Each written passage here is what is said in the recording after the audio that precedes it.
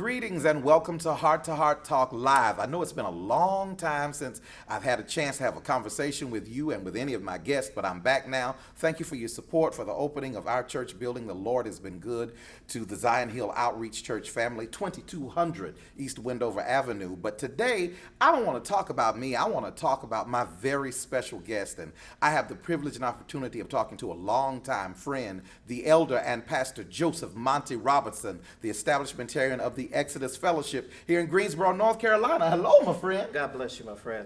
Great to see you. Listen, I don't think people know exactly how far we go back. And I didn't think Monty could talk. I thought all he could do was play the bass. I didn't know he was a school teacher because all I thought he did was play the bass because that's how good he is. But I'm here today to highlight the wonderful ministry that the Lord has given him. Just let me give you a backdrop of him if you don't know. If you do know, listen again. He is the son of the pastor Bobby Robertson and the late elder Carol Cohen Robertson, the grandson of the pulpit princess Dr. Letty Perkins Cohen, and the cousin/nephew of my mentor, the Bishop Ralph Donnell Graves. So I'm actually here with royalty today. We're sitting in this beautiful sanctuary of the Exodus Fellowship Church here in Greensboro, North Carolina, and I'm delighted to be here just to chat with you. Likewise, I'm honored that you would even want us to come. Listen. I created this forum simply to highlight those of us who have been in ministry, who particularly have served from second chair seats. We have unplugged amps, we've carried amps, we've set up keyboards, we've helped set up churches, we have played in services, we have not gotten paid for playing in services. We have done things around the church that folks don't see, and now God has catapulted us to a place of leadership. And oftentimes people see the glory of who we are becoming and who we have become, but they don't know the backdrop story. They have no idea of what it has taken to get us to this point, and even what we had to wrestle with in saying, am I worthy, especially when you've got your brother is a noted pastor, Elder Laney Robertson, one of my favorite musicians. You've got a singing evangelist, Sister Valerie Akins, and I've always had a crush on Tuta. Andrea, if you watch it, I love her. I I will marry you today. I will marry you today. They don't know the story of how we've gotten to where we've gotten. So let's just start.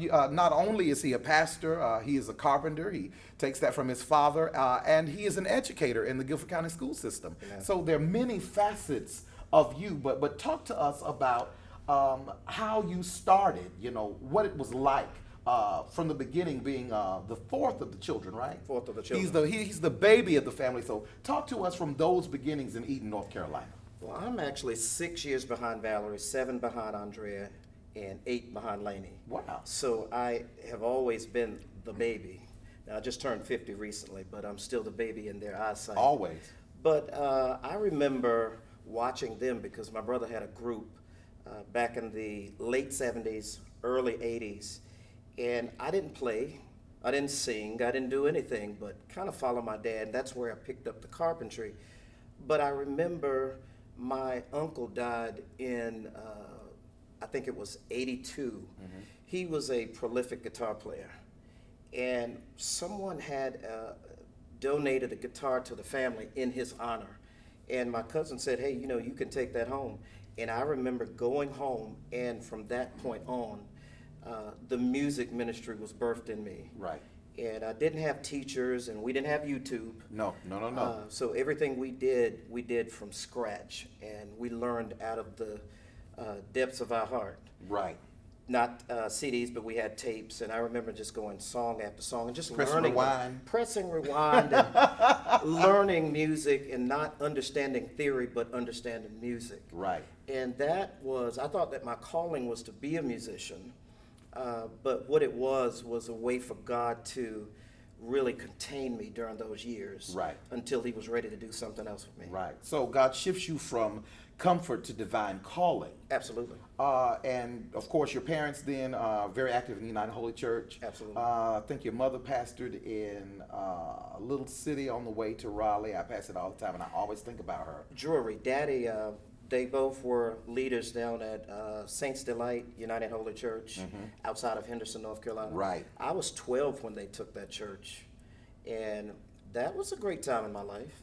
Right. We would leave on Fridays, and the other three were in college. The big three, as I call them, were in college. I was alone. Right. And we would leave on Fridays after school, and we'd be there until Sunday night. Wow. So it was a real journey, but it was a great journey. Wow.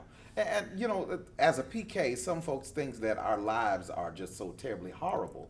But your parents were good, especially your mother, and I'm sure your father too, because he was an educator, at creating a balance Oh, they did. and a family life. They did. Dad didn't come from, he's not a PK at all. Right. But my mother was. Right. So one of the things that was important to her was to make sure that there was balance. Right. She didn't overdo certain things. She didn't make me play Wow. because I don't think she wanted to force me to do that. Right, A lot of right. times when you do that, you know, the musician is not hungry, but I wanted that. Right. And she said, you know, this is what you want. I support it. Right. But I think she wanted balance in our lives. Right. You know, not to be, to overemphasize one area. And I think that happens in the church a lot. Yeah, I think sometimes we push upon our children because we don't realize that just because it's our calling, it is not theirs. It is not theirs. And my grandmother used to say that. She said, I'm the one that saved, you're not. Right. So she never curtailed what I, believe it or not, Lord, I hope people don't. She didn't curtail what I listened to. I loved Aretha Franklin Right. and Dionne Warwick and all that. She didn't curtail it. Right. She just lived wholly before me until that became contagious for me. It's the best way to do it. And so that's what I tell folks, you know, don't force feed your salvation upon your children. If you live really right before them, it will become contagious for them. Absolutely. So you go to college. Went to college. About this time, Elder Laney is creating Spirit Led. He was. My freshman year in college, we were sort of dealing with a choir called the District Choir, which was built out of the Southern Western District of the United Holy Churches of America. And believe it or not, Jamal's dad had a choir in Reedsville that was birthed out of a citywide revival, Spirit Led. And my brother joined in with him, and I know that Elder Jeffrey moved on to other things, and Laney was still there, and it just began to blossom. And it Right. was very influential time in my life, being a part of that choir and that ministry, And it's safe to say you were one of the architects of the Spirit Led sound. without a doubt. Right. Also, Without a doubt. That's a great legacy to leave because some folks don't realize the impact that while you may not be playing organ, but your bass lines are still copied till this day. To God be the glory, you know.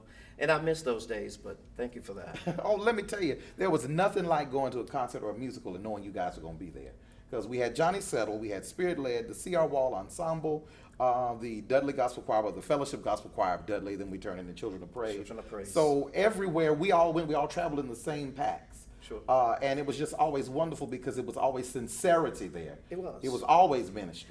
And there's still camaraderie between all of us. Right, right. It's like family. Right, So right. even having you here today is just a reminder of those connections from the early 90s and mid-90s. And I wish we had that same spirit of community and family now. And we're going to talk about that later because we don't even have that amongst churches. Oh, absolutely not. You know, St. Mariah, Mother Corn Fellowship with Bishop Covington, Sure. My home church pastor. Every year we knew in November she was coming on Friday night. Sure. And she was going to preach and she's going to get a chair and I remember. sit at the edge of the pulpit and preach us crazy. And we look forward to going back to her in October. I was there. You know, Yeah. we don't have those kinds. I wish that we had that, and I hope it's a culture that we can create again. Would love to. I don't know why that is like it is, and maybe I do, but what do you think the problem is? I think a lot of folks everybody's so afraid somebody's going to get there before the other person gets there. Sure. Where years ago we helped one another get there.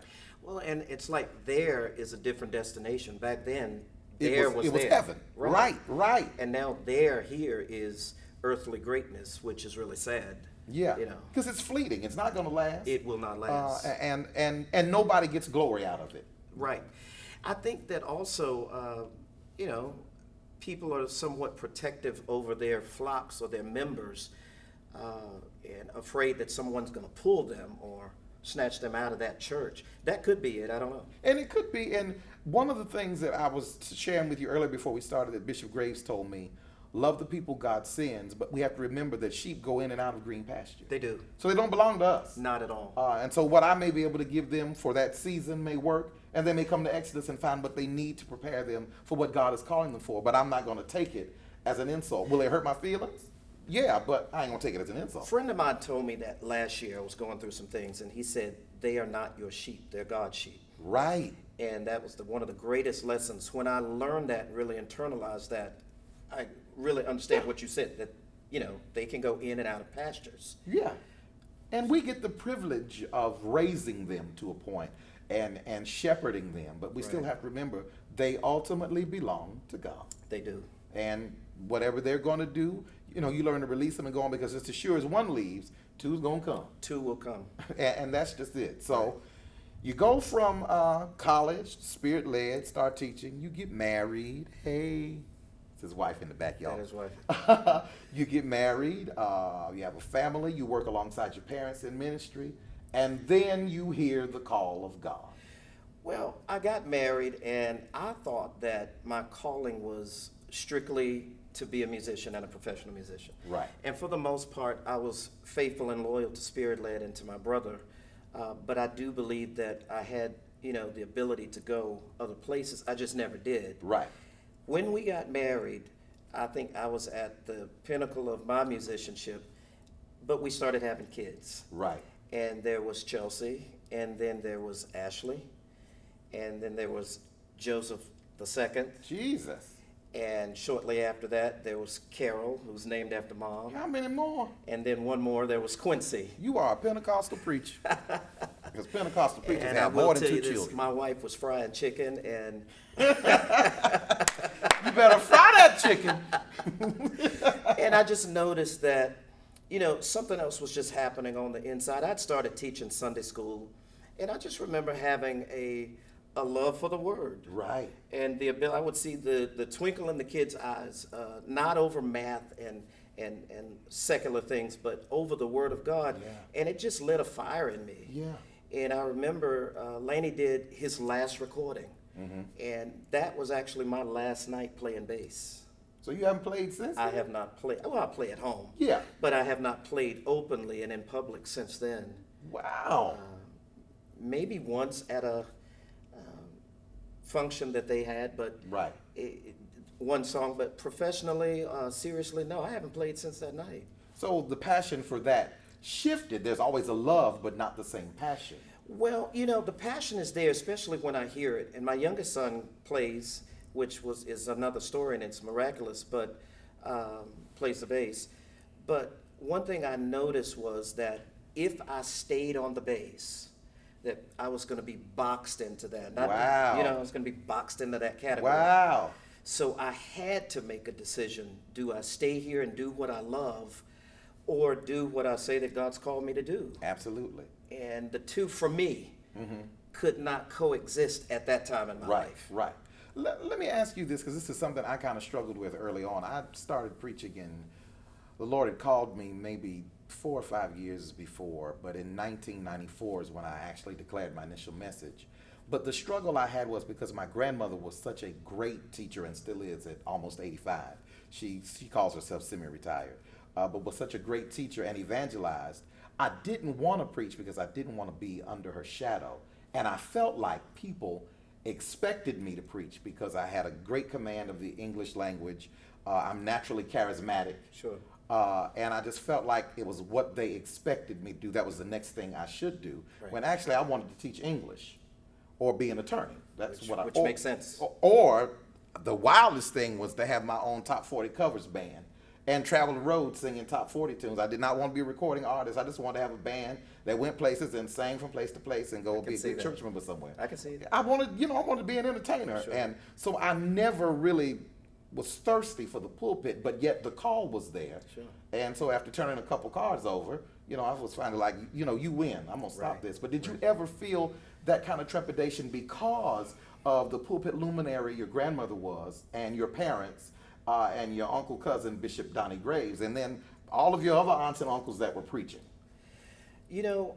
On one hand, I can say yes, but then on the other hand, I could say that because of those things, I really questioned what I felt like I was supposed to do. Yeah. I mean, how do you come behind those? Yeah, yeah. It's very difficult. Yeah. And even your mentor, Bishop Donnie Graves, a giant among giants. Yes. And to have him as a first cousin slash uncle, in addition to my Uncle Roland, who was a phenomenal preacher. And Bishop Cohen. Bishop Cohen, phenomenal preacher.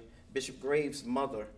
Oh, yeah. My Aunt May, Mary Delco, phenomenal preacher. I could go on and on. Yeah. And then my mother and my father. Right. And my brother. Yes. And my sister. Wow. So it was a lot of weight on my shoulders. But when God says go, you're either going to go or, he's going to get you one way or the other. You'll turn a couple cars over. I did. You'll turn some cars over. He's going to get you.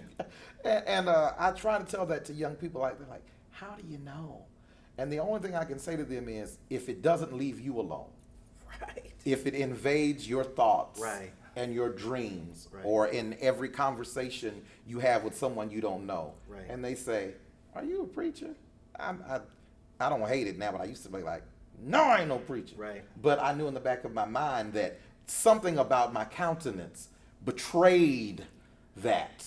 And it betrayed what I was saying. So then I was like, oh, yeah, well then. I was at and listen, Grace, thank God for it, right? Right. I was at a club in Durham back in 89, 90. I was in college. And I remember someone coming up to me, a stranger, and I guess they didn't know church lingo and terminology. Right. They asked me, was I a priest? And I said, what are you talking about? Right. And then she got really serious and said, I just don't feel like you should be here. Right. You don't We fit stick in out. here. We Yeah. stick out. Yeah. And so I do believe that just as yourself, there was something different about me, that even when I tried to run, Can't do it. something was running after me. Right. So So you accept the call to preach, Mm-hmm. you and your basketball team and your wife, right, and your chicken frying wife. right. You can fry chicken? Who was a phenomenal speaker in her own right, Oh, and can fry chicken? and can fry chicken. I'm stuck on the chicken frying. Yes. You might should have brought a little. Anyway. So you work in that area, working in the church, of course, teaching Sunday school and Right. preaching when they ask you to, and then the pastorate falls on you. Tell me about that. It's really funny how it happened. My wife is originally from Hickory, and her parents somehow moved to Winston-Salem, another miracle on its own. But they invited us one Sunday to go to their church, and we visited. And the pastor there asked if I would come the next Sunday and preach. And I started speaking at that church once a month. Wow.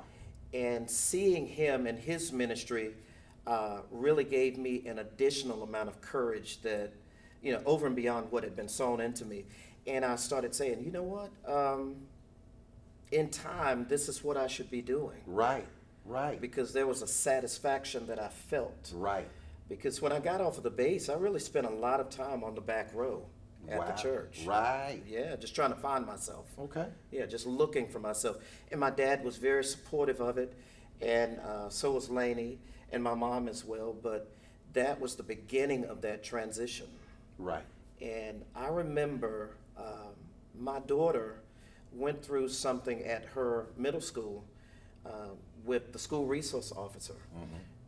Physically hurt her. Wow. And we switched schools, and the school that she went to just happened to be in High Point. And I started looking at real estate in High Point and realizing, wow, it's a lot cheaper over there Indeed. than it is in Greensboro. And I found a building. Long story short, if it's not too late, we just started having church there. Wow. And we started from scratch, from nothing. We're going to talk about that.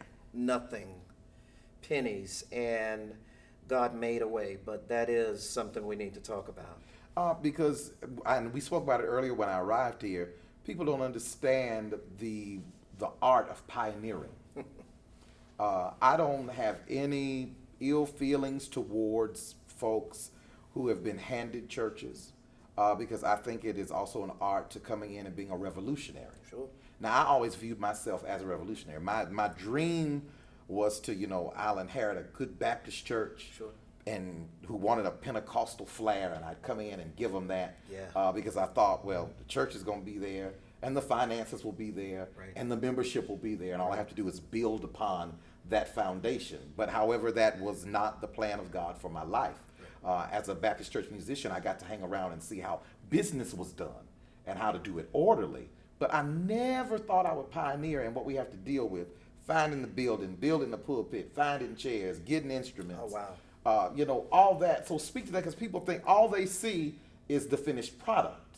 Oh, wow. I had to find the organ, find the drum, find the PA system, not just find the building. Right. Find right. the chairs, paint the building. Yes. Make sure there was heat, make sure it was able to be cooled, make sure it was comfortable. And in addition to that, when you pioneer a church, you have your hand in every facet of the ministry. Yes. Your yes. car becomes the bus. Your wallet becomes the building fund. Absolutely. And whatever your gift is musically, you become the minister of music. Yes. You can be the praise team. And there, at some points, you're the deacon, you're everything. And you're always thinking. There's never a time when you're not Always thinking. Yes. Always thinking. And there's some beauty in that, but it is difficult. Yeah. It is difficult. And it's not beautiful. It's not pretty all the No. time. No. And so now when people come to me and they say, you know what, I'm getting ready to start a church, I'm getting ready to do this, I said, listen, you need to sit back and this is what you need to think about. Right. And I'm honest with them. I don't want to discourage them at all.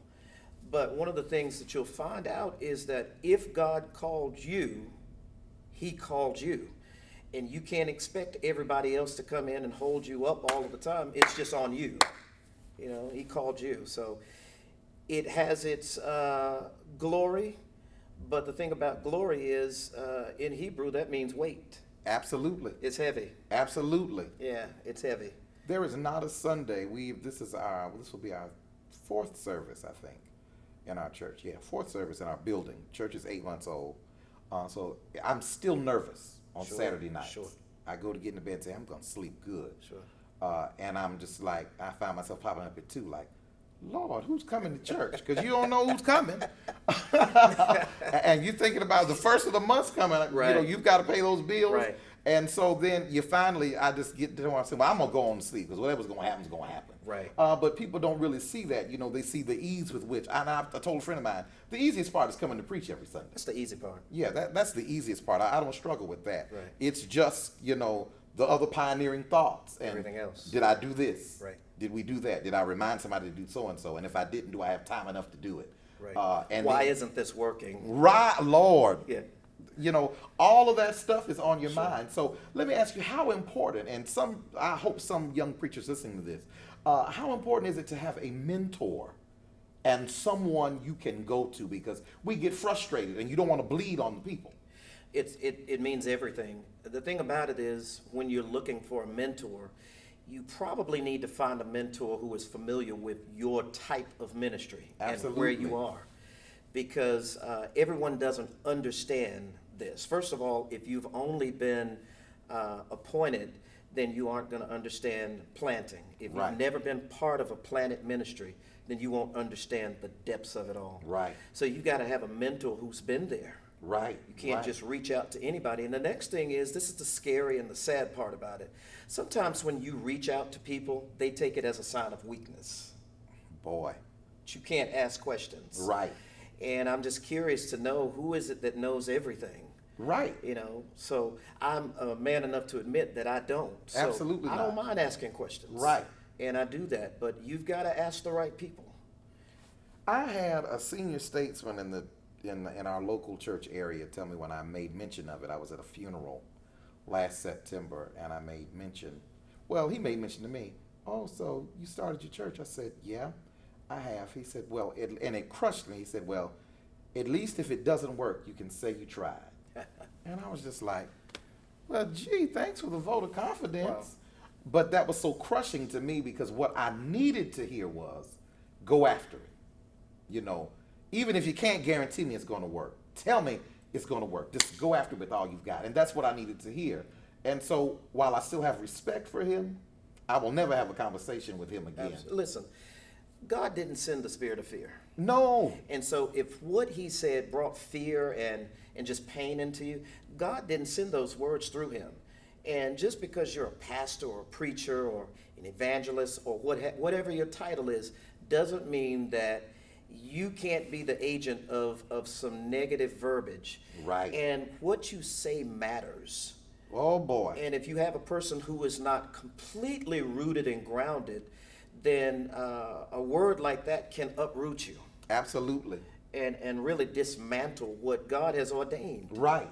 And so never be, I know you know better, never be discouraged by that, because there are going to be people who are going to say things like that to discredit a new ministry. Absolutely. And it shook me for a minute, but I still knew what the Lord said to me. Sure. I was certain of it. And my grandma always says, well, you know, the devil ain't going to never tell you nothing good. Right. I said, God, Granny. And I never looked at it like that. She said, the devil ain't going to never tell you nothing good. What do you expect? Well, people don't have a problem accepting Brother Carlos. But when it becomes Pastor Carlos, it's something else. It's a whole different ball game. Absolutely. And so I think that the world is one thing. I don't get surprised when the world is being the world. But I do expect the body of Christ to understand that God elevates us in different ways and Right. at different times. Right. And it's not just for them, it's for him. Right. You know? Right. Yeah, all of us can be used. So if you were to describe the Exodus Fellowship Church, tell us about it. Exodus has been probably the greatest thing in my life. I started in about technically 2015, 2014, 2015, and we operated in High Point for a while. Mm-hmm. At some point during that time, we came together, and I actually took an assignment with a United Holy Church in Siler City. Mm-hmm. And it was a good experience. For the most part, I learned some really important lessons and connected with some great people. But God spoke, and the time was for me to return to this ministry. Right. A lot of our members made that trip with us in that transition, and that was the initial goal, to have a blending of the churches. The distance did prove to be too much of a challenge between Right. Siler City and High Point, but upon returning to High Point, they were still there. Exodus Right. was still there. Beautiful. And I had connected with some wonderful people in Siler City that are part of this ministry as well now. And so God has really been with us. It's been instrumental in growing me, Okay. because sometimes you grow in the most difficult situations. Right. And we've already said planting is hard. Yes. Yes. But I'm not the same person I was in 05, Right. 2005. Right. I'm not the same person I was in 2010. I'm stronger, I'm better, Yeah. and I'm wiser. Right. And so I just thank God for this church being a place where, you know, we put an emphasis on the Word of God Yes. and seeing signs and wonders. Absolutely. Signs and wonders. You know, we want to come to church not just to hear the Word, but to be affected by it. See it in action. See it in action. Yeah, yeah. See people's lives change, habits broken, disease healed, Yes. people elevated, upper echelons. And so we've actually seen that. And so just being a part of this has brought my wife and I closer, and my children have been able to work hands-on, and it's been a godsend in terms of shaping and molding them. They're not perfect by any Right. stretch of the imagination, Right. but just them being able to sing, play, walk the streets, minister, pass out tracts, pass out flyers. Yes. You can't, I can't put a price on that. You know, I couldn't have paid for a better experience. Absolutely. Absolutely. So, you know, that's why I said there's glory in it. Not my glory, but God has really shined his glory on this ministry. It goes to God. It goes to God. The glory goes to him. Let me ask you something, because I am, I'm a native Pentecostal apostolic. Sure. And as you've come out of the United Holy Church, and your grandmother, I loved her because she was fire and brimstone. Fire and brimstone. Your mother, your parents, same way. Same way. How do we keep the integrity of that? Because I told them, at Zion, I'm going to always be fiery. Right. As informative as I try to be, and I try to study so that just so I don't, I have to earn the right to hoop. I'm a hooping preacher. Right. But I have to earn that right through teaching. Absolutely. And how do we keep that part of our growing up? How do we keep that alive in our ministries now? Well, I think you've definitely got to have balance, and you already said it. You're going to teach, but you're not going to neglect where you came from. Right. And there's a Pentecostalism in you, there's a fire in you, and I'm going to teach about 25 minutes, and I'm going to hoop most of the time about 5, and I hope that doesn't offend anybody, but that's the way that the Holy Spirit works on me. Absolutely. But what And we old. Yeah, we're old. I'm old. But I do feel like, as Bishop Graves told me one time, he said, in this day and time, people want information. Yes. So we've got to teach them as well as bring the fire. I think you've got to have a balance. Absolutely. Because, folks can really Google what we're talking about. Oh, they can. In the midst of, most of the time I see his, I'm like, hey, get off Facebook. Right. But, they can Google what we're talking about. Sure they can. You've got commentary on Google to make sure we're telling the story accurately. Listen, in real time. Yes. As you're preaching, they can Google it. Absolutely. And so I think that's you're so right about that. And so that's one thing that makes it so important that you rightly divide. Absolutely. Not opinion. Not opinion. You're rightly dividing because people are going to fact check you. Where do you see the church evolving in this 21st century that we're in now? Where do you see its evolution heading? Well, I'll tell you what, if you had asked me that question in January, I would have given you one answer. But post-pandemic, I hope it's okay for me to say I don't know. It's fine. I don't know. I ask because I don't know. Because I do believe that things are going to be different. Absolutely. We do an 11 a.m. service now that we're in phase 2. We're at about 50% capacity. And like you, we have a smaller congregation. It's not a problem at all. Right. We've got all of the precautions in place. Right. But I also have to do an 8 a.m. Zoom service. So I have quite a few people that sign on for that. And one of the things my brother said was that when this is all over, you can't just walk away from that. Right. So whatever we've done to accommodate the people, I think we've got to, even when we talk about sanitizer, even after the vaccine, we've got to keep things in place. Absolutely. But I think that we have to rely on the Word of God and the power of prayer. Absolutely. To guide us. Absolutely. And I think it would be robbery for me to say that I know exactly where we're going. Absolutely. Because if I knew that, I would have known in January what we were headed into. You know what I've been saying? I said, where were all the prophets? Where were the prophets? Everybody is 2020 vision, and this is my year, and And you know what? I never really bought into any of that. Right. Because after talking to my optometrist, I said, is 2020 really perfect vision? He said, not really. Right. I was like, oh. So I left it alone. That's just average. Right. So I'm just like, wow, where was everybody when this happened, when you were seeing us getting better cars and jobs and buildings were sprouting out the ground? God has blessed us both in Sure the has. middle of a pandemic He has. to prosper. He has. And to get buildings. That's one of the things that my presiding bishop said to me, Bishop Marshall. He said, you're prospering in a pandemic. Right. And I didn't consider it, but then I said, God, you are awesome. He is. That you don't even let what's happening in the world It is not really affecting us. hamper your work. Not at all. And this church is beautiful. Y'all got to come see them. 2808B Randaman Road, Greensboro, North Carolina. You got to come over here.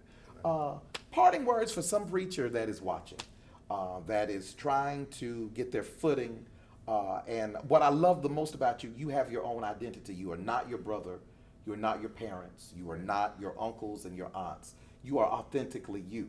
So parting words of advice for somebody who is toying with the idea and wrestling with giving that yes to God. Well, I think you just said it right there. Well, God already gave you the mandate, so that part is settled. But you have to be happy being who you are and being authentic to yourself. And certainly, there's pressure to do it this way and pressure to look that way, but you've got to be yourself. And whatever God called you to do and to be, rest in that and be confident in that. And I say that not to mean that I've always had that confidence, because we have moments of insecurity. Right. But I also know that I've had many people be really transformed through our ministry. And so there's a confidence that I have in what God has given me. And don't be discouraged by what you cannot do, but be encouraged by what you can do and walk in that. And if you don't have 500 people, be grateful for 50 and be the best shepherd that you can. Yes. And he'll turn 50 into 100 Yes. and 100 into 200. Start from scratch. Don't just wait for somebody to send you somewhere. Be open to planting a church. Right. I think there's a lot of fruit in planting a church. And when I went over to your building, I was just overjoyed because I said, I've got to really connect with you because Wow. we're in the same place. Absolutely. Absolutely. We have the same ideas. So for a young pastor or a young minister who's going into that area of your life, connect with people who understand where you are and can appreciate where you are and see the beauty in it. Because everybody won't, but you've got to find those who will.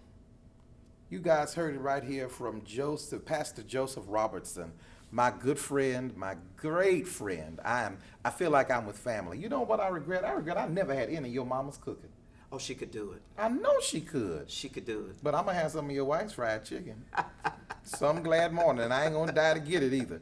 Listen, I love all of you as always. This is Heart to Heart Talk Live. We're going to put Elder Robertson's information for the church so that you can be a blessing via Cash App. That will be up in the closing credits, so you don't want to click off of this until you see it. Take the opportunity to be a blessing. I have learned in this season that when you bless someone else and when you plant, God will bless you. Yes, he will. What you make happen for somebody else, God will make happen for you. Yes, As always, if you want to be a blessing to the Zion Hill Outreach Church, that is $ Cash App, $ ZHOC. That is Z for Zion, H for Hill, O for Outreach, and C for Church. Or you can send a check, make it payable to Zion Hill Outreach Church, or use our acronym ZHOC. And you can send that to Post Office Box 21241, Greensboro, North Carolina. Zip that 27420. As always, you may be overdressed for where you are right now, but you'll be dressed just right for where God is taking you. Take care of yourselves and each other. God bless you.